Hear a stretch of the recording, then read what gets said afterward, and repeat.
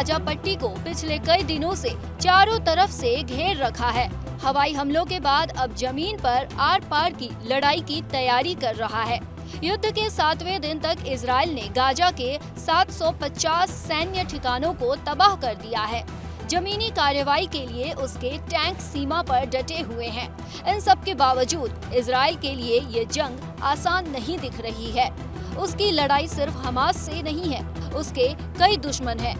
उसकी खुद की सीमाओं पर चारों तरफ से खतरा मंडरा रहा है। ऐसे ही एक खतरे का मैदान लेबनान है।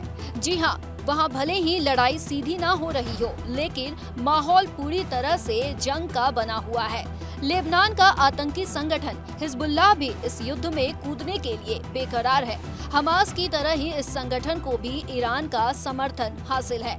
वो अभी हमास की मदद कर रहा है, लेकिन जंग के मैदान पर उतरा नहीं है। फिलहाल यह संगठन अभी सिर्फ बॉर्डर पर है, लेकिन किसी भी समय यह जंग में उतर सकता है। इजराइल के राजनीतिक और सैन्य नेता जहां एक तरफ अगले कदम पर विचार कर रहे हैं, तो वहीं उनकी नजरें हिजबुल्लाह पर भी टिकी हुई हैं। जुमे की नमाज के वक्त लेबनान में फिलिस्तीन के समर्थन में जोरदार प्रदर्शन किया गया।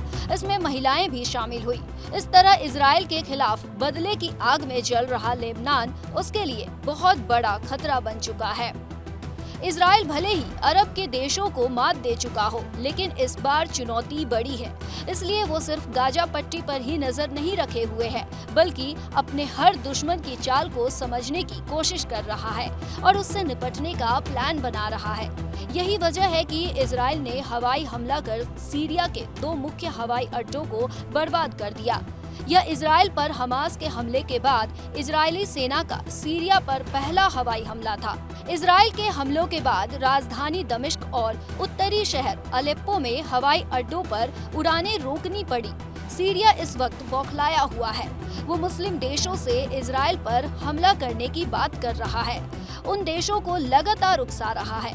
बाकी आपको क्या लगता है, क्या इजराइल अपने दुश्मनों को करारा जवाब दे पाएगा?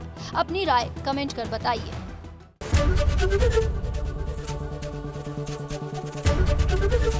एबीपी गंगा, खबर आपकी, जुबान आपकी।